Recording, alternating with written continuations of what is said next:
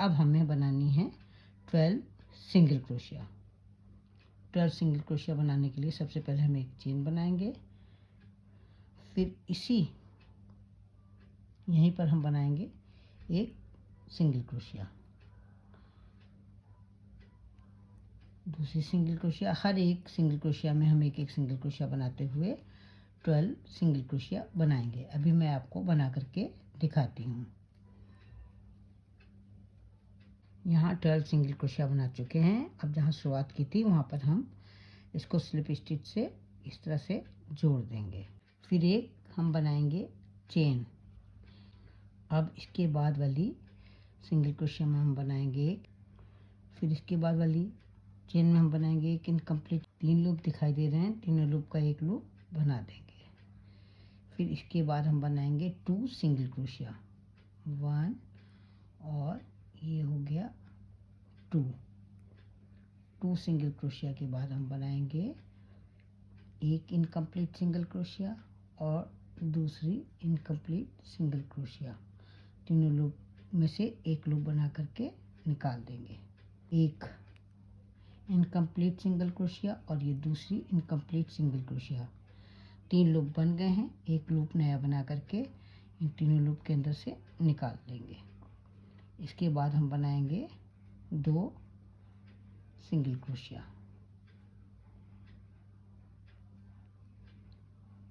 और फिर एक बनाएंगे हम इनकम्प्लीट सिंगल क्रोशिया और फिर एक बनाएंगे incomplete single crochet. 2 incomplete single crochet बना करके एक नया लूप बना करके 3 लूप में से निकाल देंगे।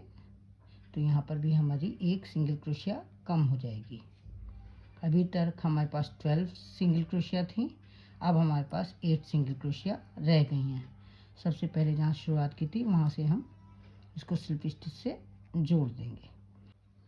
पहले एक चेन बनाएंगे, फिर हर एक सिंगल क्रोशिया में एक सिंगल क्रोशिया बनाएंगे। इस तरह से हम 8 सिंगल क्रोशिया बनाएंगे। 2 3 3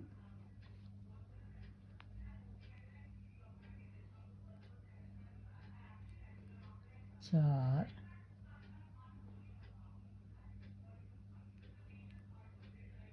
5 6 7 और ये 8 सिंगल क्रोशिया बना करके जहाँ से शुरुआत की थी वहाँ पर स्लिप स्टिच से इसे जोड़ देंगे। से शुरुआत की थी वहाँ पर स्लिप स्टिच से इसको जोड़ देंगे। ये धागा थोड़ा सा लंबा ले लेंगे। अब इस तरह से हम इसके खुले हुए मुंह से फाइबर डालेंगे। इस तरह से हम इसमें फाइबर डालेंगे।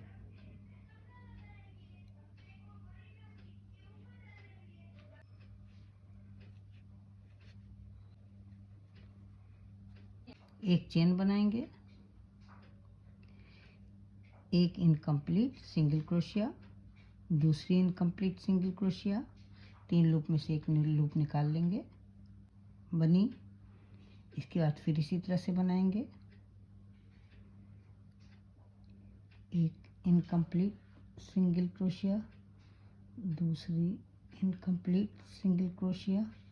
3 लूप में से एक लूप निकाल लेंगे।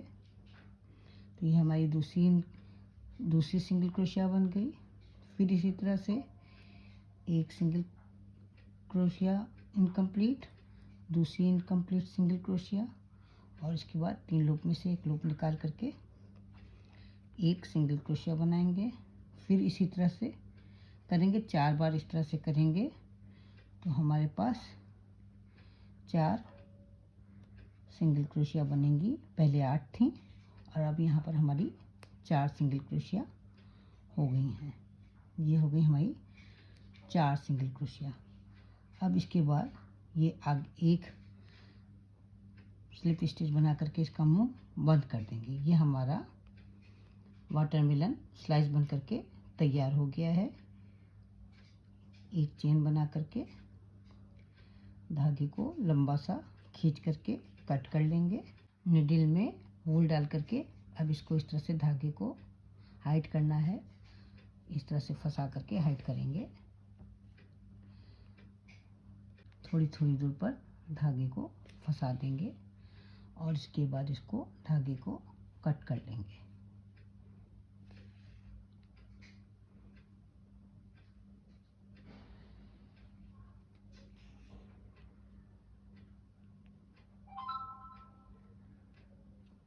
अब यहाँ पर हम धागे को कट कर लेंगे।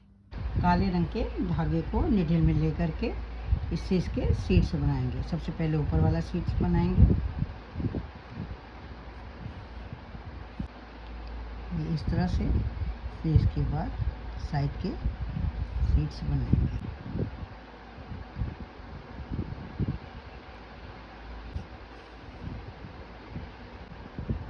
फिर बीचों बीच में एक सीड बनाएंगे और 2 सीड साइड में बनाएंगे। एक यहाँ पर बनाएंगे साइड में और दूसरा इस साइड में बनाएंगे। इसी तरह से दूसरी साइड में भी सीड्स बनाएंगे।